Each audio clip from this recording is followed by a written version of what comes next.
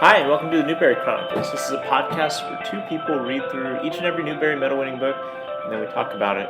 I'm Michael. And I'm Rebecca. And this time we're talking about 1952's Ginger Pie by Eleanor Estes, which won the Newbery Medal in 1952. Thanks for listening so far to the first 30 seconds of this, 20 seconds. Don't forget that before we go on, I sometimes forget to mention this, but you can email us at newberrychronicles@gmail.com if you're interested in,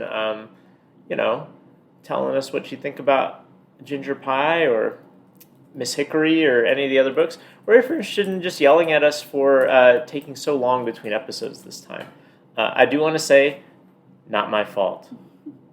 Whose fault is it, Rebecca? It's mine. Yeah, but that's okay. We are a forgiving podcast, forgiving of ourselves. Rebecca, in the month that it took you to read Ginger Pie, what else were you reading? I was reading several things, and I did neglect Ginger Pie. Neglected. And I asked forgiveness. We forgive. Thank you. I mentioned this on the last podcast that I had started this, and I finished it, everyone. I finished Zen and the Art of Motorcycle Maintenance, and it was a big push riddance. At our house. Riddance. I finished it before the deadline of when the other people were supposed to finish it. I also finished King by Jonathan Eig, which was incredible. It was also very thick. It was a big book that took me a while. That's what they say about Martin Luther King. Incredible and thick. I just feel like that's a tad inappropriate. Sorry, Coretta. This biography was... You sound like a troll. Just FYI. I am sorry if Coretta took offense. We really like Martin Luther King in this house, and we respect his work. And this this biography was very well done. I thought it was very insightful and is pretty detailed about his life and his work and his relationships. And I really appreciate some of the insight that Ike had in the epilogue just about, as we honor Dr. King, what we do to his legacy while ignoring continued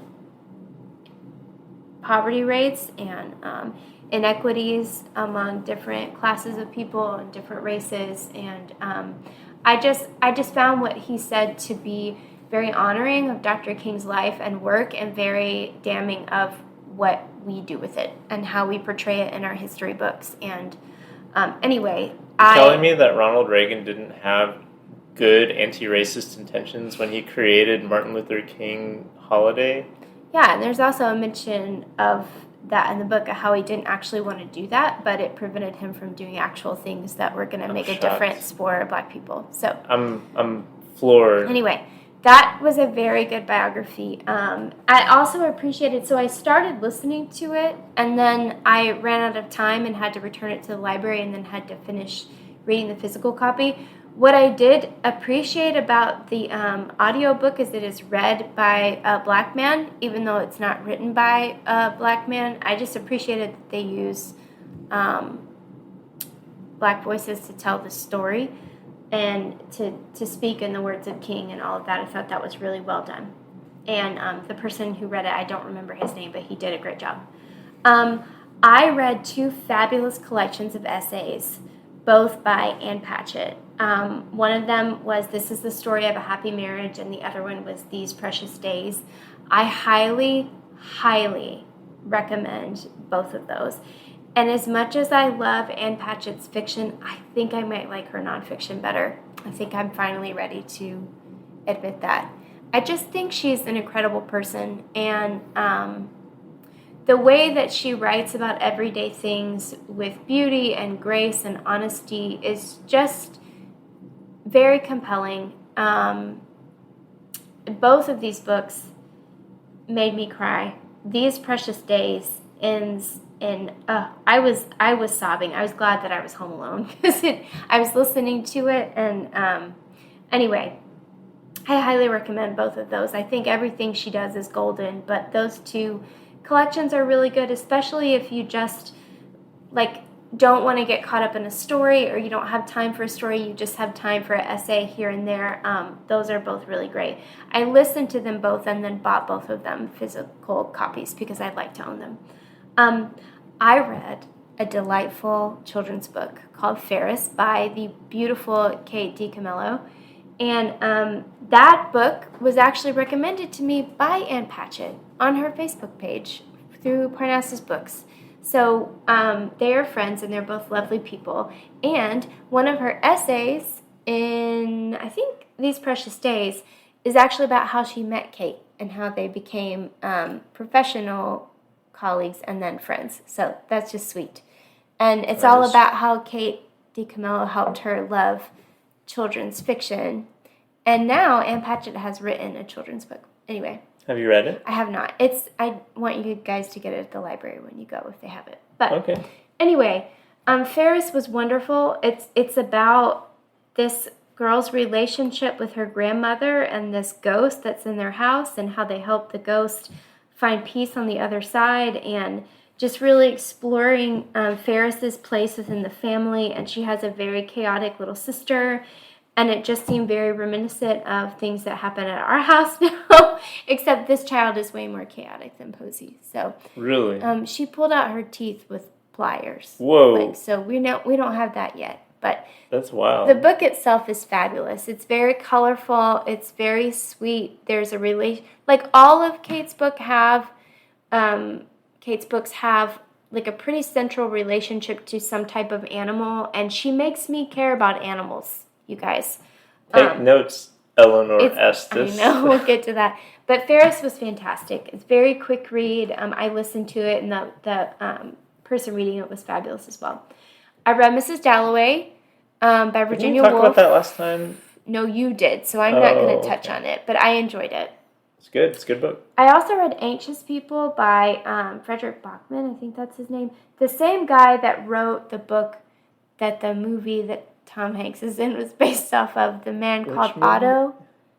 Remember that movie? But the book has a different title. I remember our friend Maggie was upset that they changed the title of the movie. That's not the man's name in the book, but it's the same story. I don't know why they changed it. Regardless, this book is kind of like a whodunit sort of situation, and it's told through the perspectives of a lot of different people who have been like mistakenly in this hostage situation that no one intended.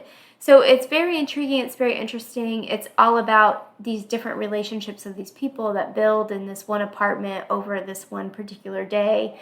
It was enjoyable. It was a lot of back and forth for me, which was not my favorite. Like it just jumps to a lot of different perspectives, and it would make one conclusion, but then go back on the conclusion a little later, and then make another one and undo that one. And I'm just wondering if I would have enjoyed it more if I was reading it physically than listening to it. But I would read more of his books. I read The Magician's Assistant by Ann Patchett, which was very, very good. It's one of her novels. I'm talking a lot, so I'm not going to dive deep into all of these, but I did enjoy it more than Patron Saint of Liars, which I talked about last time. Is that the last fiction book you read of hers besides this one? Yes. I read A Trick of the Light, which is the next book in the Louise Penny series.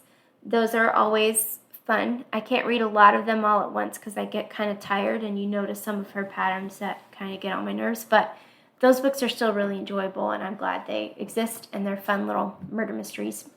I read Class, a memoir of motherhood, which is Stephanie Land's second memoir. She made her debut with Maid, and this is like continuing her journey in college as she is also raising her daughter and has another daughter. And I love everything. I love her writing style. I love how honest she is with her story, and also she's just a very good storyteller. And helps you look at systems and where they're flawed, but also recognizing that we are flawed humans within flawed systems. And so bad things happen, and we need to have grace and compassion for one another. And I think she does that really well. Her tribute to her girls at the end, again, made me cry because it was so beautiful. I read How to Save Babylon by Sophia Sinclair. This book is about a woman who was raised Rastafarian, and her father was very abusive, and it's really just exploring her journey within her religion, but also within her home, which was very chaotic. And her like writing and books was an escape for her, and that's really how she was able to make a life for herself and kind of leave behind parts of her religion that were harmful for her. I think she does a good job of exploring how, in her religious setting, which I think is true in a lot of them, like things that are very like condemning for some people can mean different things to others and aren't necessarily like abusive in and of themselves, but it's about your consent and it's about your free will within them, especially as a child. Like, how are you growing up with this, and what is it saying about your worth and your just your place as a woman. I think she does a good job of exploring how different sects within Rastafari culture say very different things to people that can be meaningful to some, and then in certain sects can be harmful to others. And so I just feel like she handled that well without condemning her whole background. And then I read Family of Liars by E. Lockhart, which is the prequel to We Are Liars, which I read a couple years ago when my sweet friend Maggie gave it to me. And that book is about rich teenagers who just explores what money and power and wealth can do to people. And I think it's a really good story. And it's your turn. That was a lot, sorry. It's all right. I've not read as many books. I've read 3 since our last podcast. So I'll go in reverse chronological order. The most recent book I read, my pastor Caleb gave me this book. It's called The Vocation of a Teacher, Rhetorical Occasions, 1967 to 1988. And it's by this guy named Wayne C. Booth. And it's basically just a bunch of collected writings and speeches by this guy, Wayne Booth, who I was not familiar with until reading this book, but he's important enough to have a Wikipedia page. So he's kind of a important figure in higher ed, like specifically with English rhetoric and like that sort of like rhetorical analysis, like writing and rhetoric as a field of study, which was a big deal when I was in grad school. A lot of the stuff that I did as a teaching assistant was around that. And so it was kind of interesting to like dip my toe back into this, although this guy was writing in like as those years said, like the 60s to the 80s. And I thought, my pastor said when he gave it to me, this is a little old-fashioned, but some of the stuff you've talked about being a teacher like seems like it resonates here. And I assumed when he said old-fashioned that it would mean that the issues were out of date. And I was surprised to find that they weren't. He talks a lot about how like a liberal arts education is increasingly being compromised in higher ed by people who are like obsessed with vocational training or focus on the wrong things, like how people are more obsessed with how people can spell words correctly than to actually articulate their points correctly, and things like that we're still dealing with today. And honestly, like, I mean, Wayne Booth is dead now. He died in like 2005 or 6 or something like that. But I'd be very curious to see what he would think about the world of higher ed now that the liberal arts is even more beleaguered by those sort of like, forces. But so that was cool. I didn't love this book. Sorry, Caleb. First of all, it's kind of hard to read like a collection like this just front to back, especially because he talks a lot about the same issues like just over time.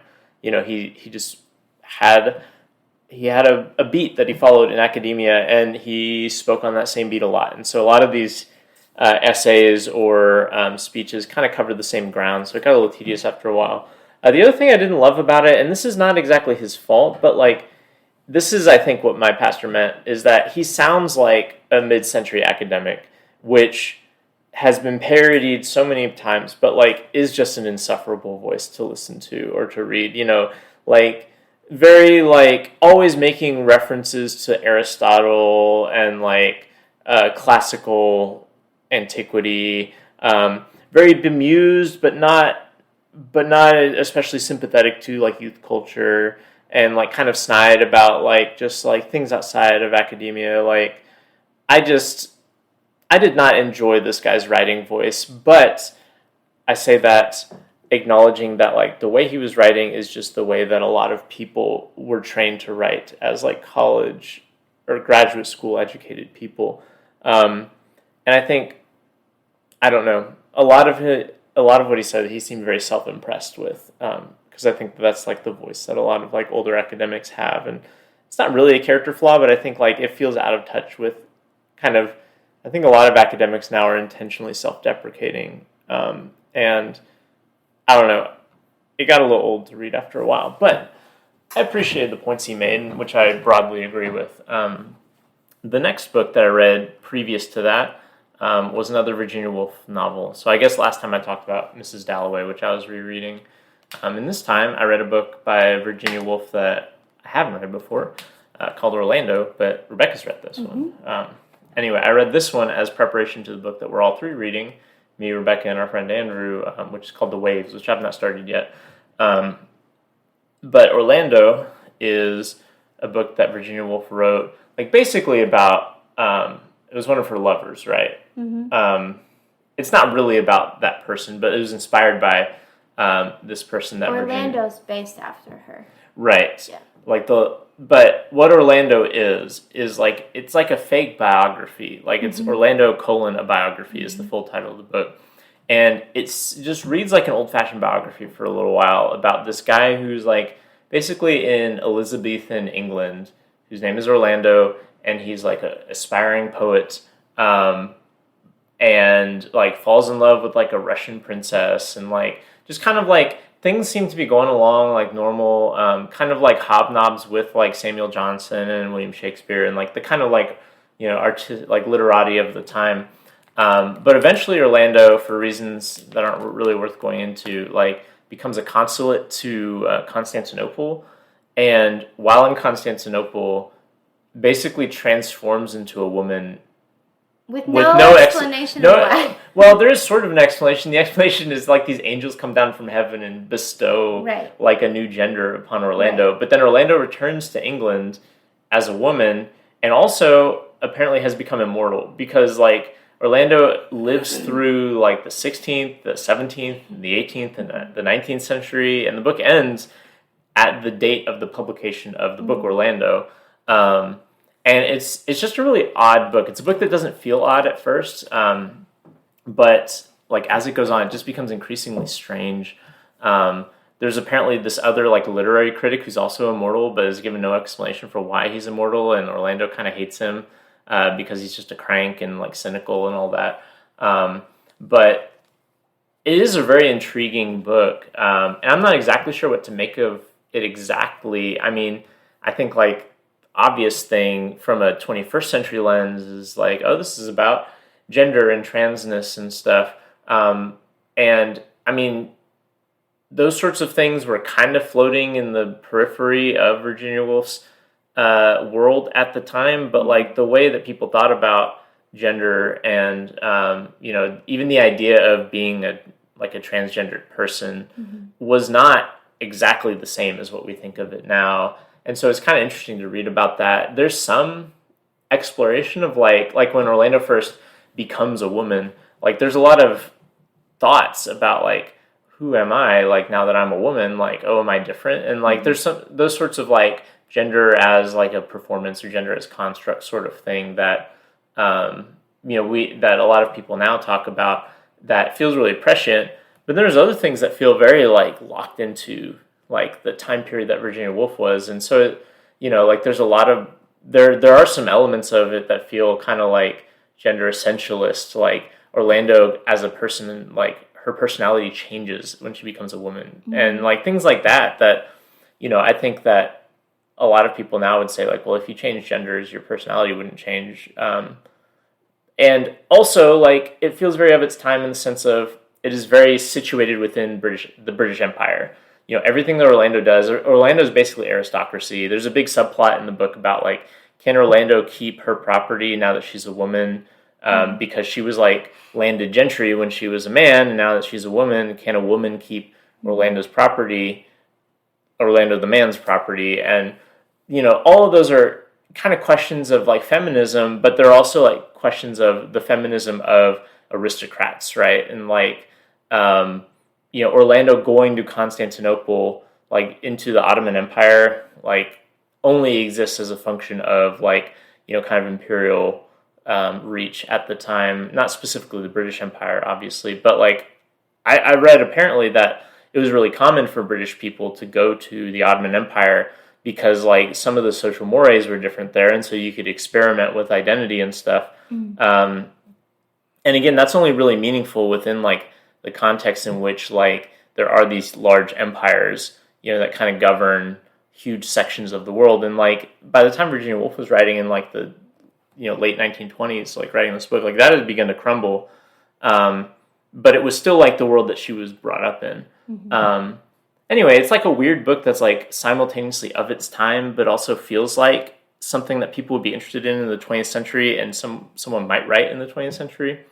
I don't know. I found it interesting. I don't quite know what to do with it as much as I know Mrs. Dalloway, which I think is a much cleaner novel and more straightforward in terms of what it's going for. But really intriguing. I'm looking forward to The Waves. And the last book, that'll transition me to the last book I read, which was actually the one I read like not too long after we recorded our last podcast, which is a poetry collection called Pentimento by Joshua Garcia. And this is actually a friend of ours that we knew in college. Josh was a fellow English major, fellow writer when we went to Union University. And he went on to, do lots of other things.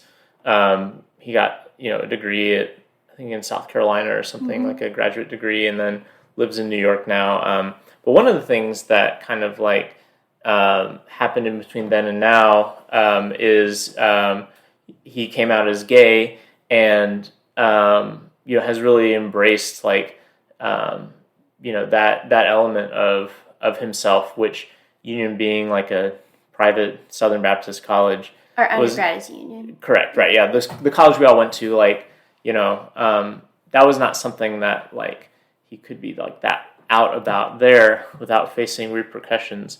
And this poetry collection is largely about that. The like, kind of, like, him as, like, an older adult, like, not older in the sense of, like, the spectrum of human life, but old for a person to come out, like, mid-20s, as opposed to like, coming out like earlier in life, like kind of feeling a little bit behind, and inexperienced as like a person who is gay, and how that intersects like some of his religious upbringing. And like, it's a very religious and informed by Christian tradition, the text, although I think that a lot of Christians who are, more conservative will probably take exception with like, the queer themes in it. But it's a really, I think, beautifully done, like wrestling with like the faith of his upbringing versus the faith that he has now, and how that has changed alongside like his understanding of his sexuality. And not so much his understanding, which seems to have been like static throughout, but like his relationship to his sexuality throughout. And again, this is a poetry collection. And I don't read a ton of poetry, but I do try to read when friends of mine publish poetry, which I have a lot of friends who publish poetry. And I think this is a really good one.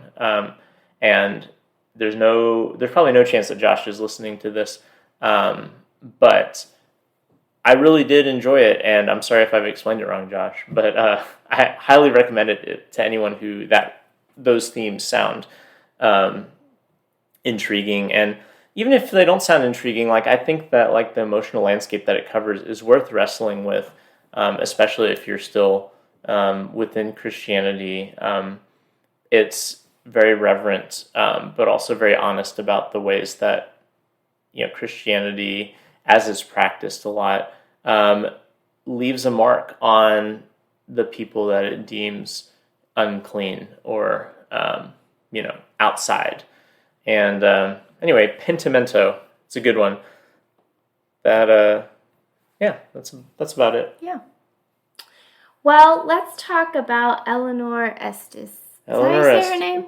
Estes? You know, I will say, my mom is a huge fan of Eleanor Estes and read a lot of her books when I was a little bit older. So she wasn't reading them to me; she was reading them to like my younger siblings. And she's always said Eleanor Estes. Okay. I'm not sure if that is correct. However, this person, this yes. woman, let me tell you a little bit about her life. She was, like many of our authors that we've encountered in this journey, reading the Newbery Medal winners, she was born in West Haven, Connecticut in 1906. She was the third child of her dad was a bookkeeper for a railway, and then her mom was a seamstress. Her father died when she was really young, and so her mother had to continue working with dressmaking to provide for the family. Eleanor attributes her love of reading and of children's literature to her parents, specifically to her mom, who loved books and would tell them these beautiful stories while she was cooking dinner. If that Wouldn't doesn't that be sound amazing? like the most wholesome. As someone who has tried to cook dinner with children around, like and spinning yarns as you're I trying to cook dinner, that's amazing. It's a very sweet image. It also sounds like it's out of a very cloying movie that we wouldn't like. But I'm glad that was her memory of her childhood. After she graduated high school, she trained at the New Haven Free Library, and she became a children's librarian there. In 1931, she won the Special Scholarship for Children's Librarians, which allowed her to study at the Pratt Institute Library School in New York, which is where she met her husband, Rice Estes. His name is Rice? Yes, his name is Rice. She married him in 1932. They both worked as librarians, which I think sounds so sweet. And he became a professor of library science and the head of the Pratt Institute Library, which is where they met. She worked as a librarian until 1941 when she got tuberculosis, which left her confined to her bed, and that's when she began writing. She wrote about another fictional family that's set in the same town as Ginger Pie, which is Cranberry, Connecticut, which I told you wrong. Cranberry, Connecticut is not a real town, but it was based off of her hometown, West Haven. Oh, wait, West Haven. Yeah. Wait, so there's New Haven, there's West Haven. Haven. Is there an East Haven, a South Haven, a North Haven? I don't know. But anyway. How many havens are there in Connecticut? A lot of havens for writers. The other family that she wrote about in that same world are the Moffats, which she was very famous for writing about that family. She had one child, Helena, who was born in Los Angeles in 1948, which is where her husband was an assistant library at the University of Southern California. Then in 1952, they moved back east, and they were both working as librarians again.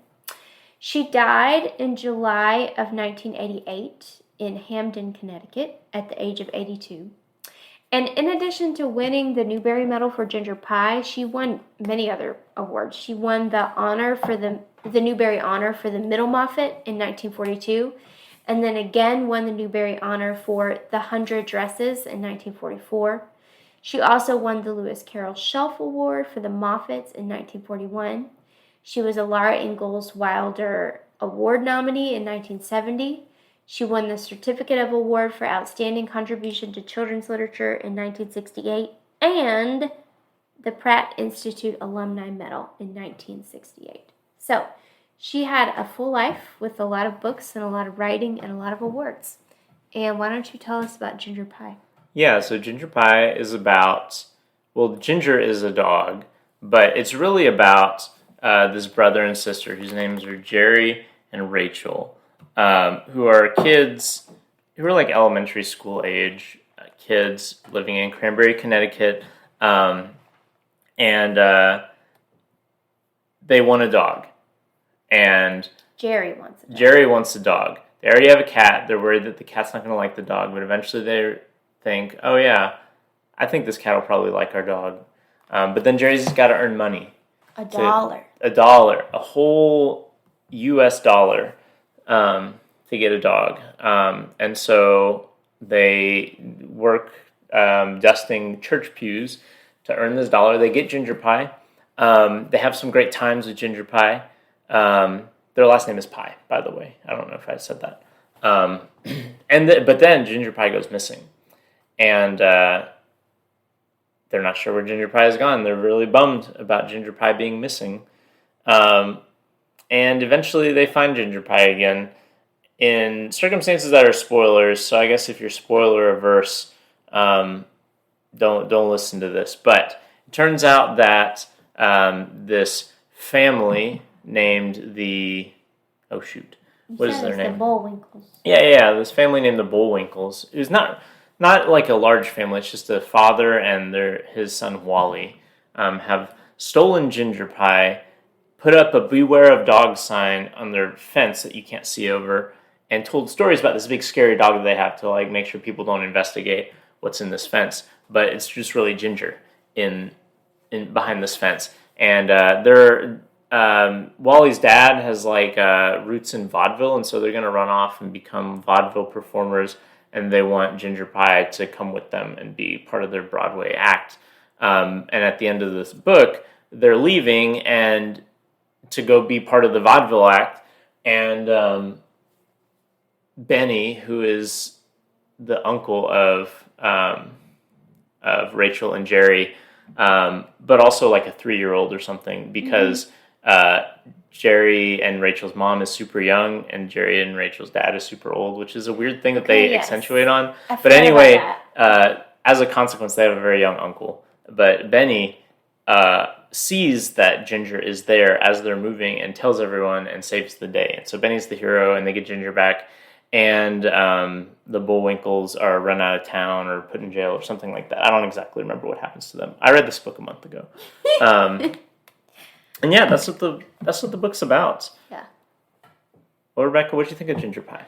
What did you like about it? Let's start with what you liked about it. I forgot it's been so long since we did this podcast, I forgot our format. Okay, you can give it a rest, okay? I've forgiven you, but I just need to explain why I'm being a poor host. Okay. Co-host. I really enjoyed the brother-sister dynamic in this book. I think any good sibling relationship I am all here for. I think it's really sweet. They do adventures together. They seem to care for one another. Their relationship with their uncle is sweet, Uncle Benny, he's kind of like another little brother to them. I just think they're like the Three Musketeers, even though they're like separate in age and everything, and I just think they're really sweet. Another thing that I appreciate about books set in this time, or even not just in this time, even in our childhood, which I feel like we haven't read enough modern winners yet to tell if it's any different, but like there's so much time of kids just exploring the world without adults around, which I don't necessarily think is the way things need to be, but it makes for a really good story that you can envision yourself in. It's like, what would I do if I were just forging my own way during the day? Like, they have a lot of time with their parents. I'm not saying they don't, but there's a lot of episodes where it's just them trying to figure out life with this dog and life with other people in the town. And I just think that makes for like a fun story of like kids figuring out the world on their own. I think that's one of the things that we really enjoyed about the Mixed Up Files is like just these kids forging their own path and just having a lot of adventures without adults around, which makes for good insight into their behavior and their ideas and good questions about how the world works. So I enjoyed that about books set in this time of like, it was probably a lot more realistic for those like unsupervised adventures to happen than maybe they do now, where adult supervision is so much more heightened. I don't know if I'm correct about that. This book takes place not in 1952, by the way, but in 1919. Yeah. I forgot to mention that. I didn't realize that. Or I forgot it. I had forgotten about it until I looked at Wikipedia, and then as I was flipping back through this book, you can see the illustrations, which are done by Eleanor Estes, by the way, And I looked at one of the cars, and it's like a Model T and stuff. And so it does make sense that it That's takes interesting place. why it's that year when she would have been 13 at that time. So Are they supposed to be that old? Maybe. I don't mean, know. this definitely feels like a book that's like informed by like childhood memories. Her childhood. Yeah. So I really like those aspects of the book. What did you like? I like those aspects of the book too. I think this book is sometimes pretty funny. Like I think it does a good job of. We can get into like character development later, but it does a good job of like initially sketching the characters. Like when you first meet a character, they're kind of like vividly sketched out. Like Jerry and Rachel both have very precise personalities that are established really early and like immediately at the beginning of the book. Wally Bullwinkle, you see him and you know he's up to no good. Immediately. He's kind of memorably kind of like sour. They have this friend who's this older kid named Sam Duty. Is that his name? Mm-hmm. Yeah. He's the one that gets them the job that pays them the $1, which allows them to buy ginger pie in the first place. First of all, I like that his name is Duty, and second of all, he's not a particularly interesting character as the book goes on, but like he is like you immediately recognize like the kind of person that he is. And he's not quite an archetype, but like you can see who he is, and everything that he does makes sense from just that little sketch of him onward. So I think that this book does a good job of doing that. And like I said, I think some of it's funny. Like the opening chapters are all about their kind of deliberation about how to like get this dog, and it goes into a lot of their existing family, which is Jerry and Rachel, and then they have a cat named Pinky, who has her own book. Yeah, the sequel to this book, which is good because Pinky does not get very much page space in this book. But they also talk about their mother and father. Their father is like a bird researcher, like an ornithologist. Right. What would you call a bird studier? Ornithologist? Yeah, because he's got a book coming out on birds. Rachel wants to do the same thing and go with him and do those things. It's sweet. And anyway, like some of the stuff with birds is like funny, and like again, like it's just kind of like this interesting, quirky guy that is their father. And there's like a few like people in the town who are just kind of like comically sketched out. Like there's this guy named Bit-Nosed Ned that Wally claims like his ferocious dog, which turns out to be Ginger, but Wally claims his dog is so ferocious that he was the dog who bit Bit-Nosed Ned's nose. And I think that's funny. The cat, like as I was mentioning earlier, like all the deliberation about like, is our cat actually going to get along with the dog? Like, would it be a betrayal of our cat to get a dog? Like, it's not like laugh out loud funny, but it's like amusing, and I liked the way that it like kind of rendered those sorts of like very small scale dramas. It rendered them in a way that was like kind of bemused at the children while also taking them seriously. And I enjoyed that aspect of the book. There's a chapter that's from the perspective of Ginger the dog, and it's all about how Ginger keeps seeing reflections of himself and thinking it's another dog, which is like, I guess, kind of like a stock trope of like animals or whatever, but it's fun. It's kind of funny the enemy dog, right, is how it's described, and like he sees it in like a reflection in a lake and jumps into the lake and things like that. And so like I liked the kind of like whimsical and kind of lighthearted, lightly comical like tone throughout the book. That was good. And I like the things you're talking about too. Like I think the relationship between the brother and sister is strong. I like their adventures, although I wish they veered more toward hijinks. Yeah. They're not very hijinks-like. They're just more like things that they did that I'm sure were fun for them to do. And if I were a child, it might be fun to imagine myself doing them. But I wanted them to get into some scrapes, which they don't. Yeah. Tom Sawyer is evoked at one point, and Tom Sawyer, for whatever books or whatever flaws that book has, like it's a classic of child getting into scrapes. Mm-hmm. These kids could have stood to, get into more, witness protection situations or whitewashing fences sorts of things. Yes. Anyway, what didn't you like about this book? I found this book to be boring, unfortunately. I tell people, I'm like, I don't mind books about dogs, but there has to be compelling things that are happening with the human characters for me to be invested. And I didn't particularly think anything they were doing was interesting. Everything is related to this dog, but the dog itself is not that interesting. I actually have to say, everything is not related to this dog. Okay. And I'm not saying this to disagree with you. I'm saying that the human element is not as interesting as it could be because the dog goes missing, which should be a big traumatic thing, but they still keep going along in their like whimsical adventures. They try to find him and stuff, and they but it doesn't dramatize it in a way that's like, wow, I really feel for these poor kids. It's like, aw shucks, our dog is missing. What are we gonna do? Yeah. I also had forgotten about the problematic age difference between the dad and I think he's like 35 when he marries their mom, and she is 17. You guys. So my first thought when they first mentioned that fact in the book is like, well, it was a different time. And it was a different time. However, the book goes out of its way to say how everyone in the town thinks it's so weird that she's like half his age. Like, didn't they lie or something? I can't remember. The book itself portrays it as weird, which makes me feel okay in thinking it's strange and gross that this old man, I say old man, but he's like my age. And they meet because he's running up an escalator and he knocks her down. And then they, like, fall in love. And that would be fine, except that she's a child, basically. Right. It's a fun meet cute, but yeah, she's a kid. Anyway, that's problematic. But I wanted this book to be funnier. I think it had the capacity to be funny, and it wasn't.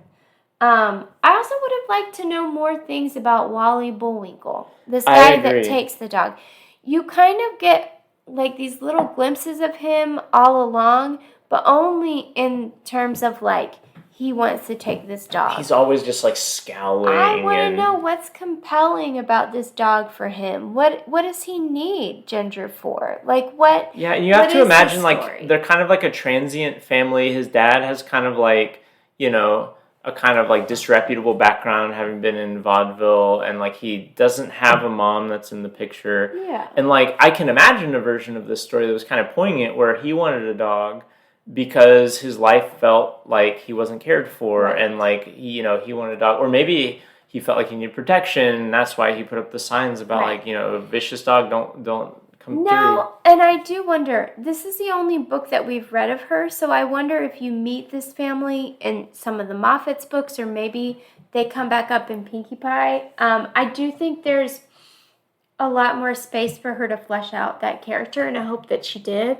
I won't be reading to find out, but I hope that she did. Dang. But I did think, as I say that, I think one thing I did appreciate about this book is that Wally is very hateful to Jerry and Rachel, and we know as the reader, like you can tell that he's the one that's taken Ginger before Jerry and Rachel find 150 pages before they figure out. Like the minute Ginger Pie is missing, they're talking about how Wally is always like looking furtive off to the side. But what I do like is we as the reader have that perspective while Jerry and Rachel don't, and they are just kind to Wally, and they don't understand why all out of the blue he's being really nasty to them. And that to me is true to childhood and to life in general.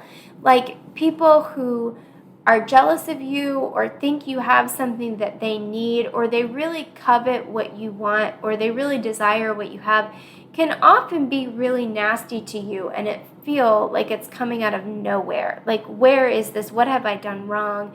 And I did appreciate that aspect of the book, of having Jerry and Rachel just kind of wonder, like, what has happened here? And them still show him kindness even through that. I thought that was a very sweet part of the book and very true to childhood.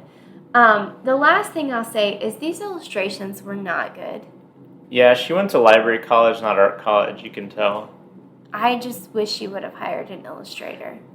Yeah, I agree. They're very sketch-like and rudimentary, and I don't know, they don't really add anything to the story. They just kind of look amateurish. Yeah. That said, I'm looking at some of these drawings, and they're better than what I could do. So maybe, true. Those in glass houses should not cast stones. But that's why if I ever wrote a children's book, I would not be doing my own illustrations. That's true. Anyway, what did you dislike? Mostly the same stuff you did. I went into this remembering my mom really liked this, and at the beginning, like I mentioned, I was amused. Like it wasn't like hilarious, but it was kind of like, gently funny. But then once they get the dog, like all the stakes go away, like all the narrative drive goes away. Nothing interesting happens to them. Even once their dog is gone and kidnapped, for whatever reason, even though they're like every once in a while being like, "Gosh, I wonder where Ginger is," it doesn't create like tension in the book. It doesn't. It's just kind of like it becomes like an emptiness in the book. Like, oh wow, Ginger's gone. We're sad about that, kinda. I don't know. Like it just felt like the book felt emptier than it should have been. Like the Bullwinkle stuff, like we mentioned, felt very underdeveloped, despite the fact that could be super interesting. Like vaudeville act, like come on, like that sounds amazing to know about. There's other stuff too that is like kind of left hanging, and we don't really know any details about it that might have been really interesting. Like for instance, one thing that we haven't mentioned, but it's kind of fun that Jerry and Rachel do is they tell each other this improvised story when they're in bed, like at night, going to sleep. Sweet. And it's about this guy named, I can't remember. They invented this guy, and each night, like, they tell a new section of this guy's story. Boombernickels, that's the guy's name. And when Ginger is gone, they stop telling the story because they're too sad to tell it. And that's like a great touch, and that's like a great little like detail about these characters. But we don't know anything about this story. Like we just hear, they just tell each other stories about Boombernickels, and I can imagine what they're telling the stories about. But like I can also imagine that this book would have been so much more engaging if we learned about what they were saying to Boombernickels, because then it would make a difference when they stopped telling the stories. When we're like, wow, they're no longer having these connections. But it's so abstract how it's rendered in the book. Like we don't know what kind of stories Boombernickels, is a part of. We don't know what it's like when they tell each other these stories. We just know that they tell these stories, and then at one point they stop. And that's kind of how a lot of this book is, where it kind of sketches something out. And like I said, those initial sketches are really intriguing and interesting, but then it neglects to fill in the details later on that would develop the story into something that was engaging the whole time rather than just kind of interesting conceptually. And I feel that about a lot of the book, is that like I think conceptually like there's a lot of interesting stuff there, but in practice it's not that filled in. It's kind of like the illustrations themselves, which are very spare, kind of like charming in their own way, but spare and could have been filled out a lot more. And I don't know. I just wish that this book had more going for it. And instead, you get all these like this really. And a lot of children's books are like this, but this very episodic and slack plot where it's like, today we went to the creek, and today we went to the junkyard, and like, just like random stuff like that. And those are fine if you can make interesting stuff out of it, but a lot of the stuff ceases to be interesting because after a while, there's just this void of detail to give nuance or life to anything. And so it eventually becomes kind of tedious following these characters around because you don't know anything more about these characters than you did 100 pages ago. Yeah. And I don't know. It's harsher than I actually... Well, I'm saying stuff that feels harsh. I don't, hate this book, but it's one of those books that you can kind of feel the potential of it, and I don't feel like it ever achieves that potential. Although I guess in 1952 people felt differently. Yeah. Yeah, and I mean, she's definitely made, huge contributions to children's literature, and I don't want to undermine those. This wasn't my cup of tea. Nor mine. So, I do give it a thumbs down. Thumbs down. House unified once again.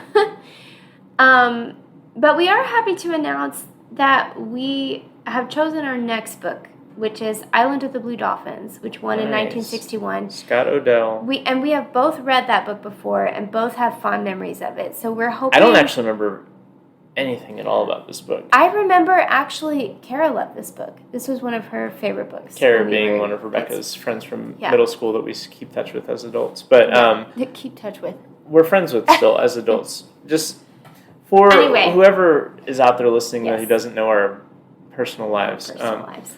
I also remember positive things about Island of the Blue Dolphins, but I don't remember anything about it. So it'll be one of those things where I'm re-experiencing it for the first time. I am hopeful that we can end our saga of thumbs down, though, Man, because we've had a real big streak it's of been those. for a long time, and I don't want people to think that we are Debbie Downers on books. We love books, and we should just change have this not to loved, the Newberry haters. We have not loved these past few books, but the I'm Newberry hopeful decimators. that's changing. Before we end, I would also like to give a shout out to our new friend, Peter Bryan, who has been listening to our podcast and reached out and sent us an email. That was just the highlight of our week back in March. Back in March. Was that really the last time we recorded a podcast? Yes, it was 3 days before he sent this email. Isn't that embarrassing? Gosh. I'm really sorry. So it's sorry, not been guys. 1 month, it's been 2. It's been several. I'm sorry. That was 2.5. my fault.